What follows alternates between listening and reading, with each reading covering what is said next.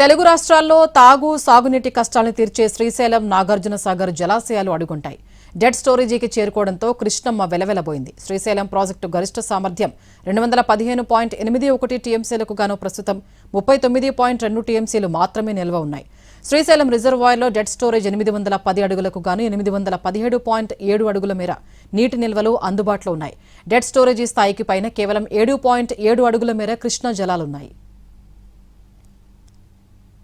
అలాగే సాగు తాగునీటి అవసరాలకు వెన్నెముకగా ఉన్న నాగార్జున సాగర్ ప్రాజెక్టు పరిస్థితి కూడా ఇదే.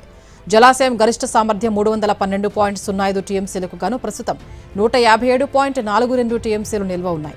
నాగార్జున సాగర్లో డెడ్ స్టోరేజ్ 510 అడుగులకు గాను 524 అడుగుల మేర నీటి నిల్వలున్నాయి. వేసవి తాపం తీర్చేందుకు ఏపీకి 10 టీఎంసీలు, తెలంగాణకు 16 టీఎంసీలను కృష్ణానది యాజమాన్య బోర్డు కేటాయించింది. 2 ప్రధాన జలాశయాలు అడుగంటిపోవడంతో రైతులు తీవ్ర ఆందోళనకు గురవుతున్నారు.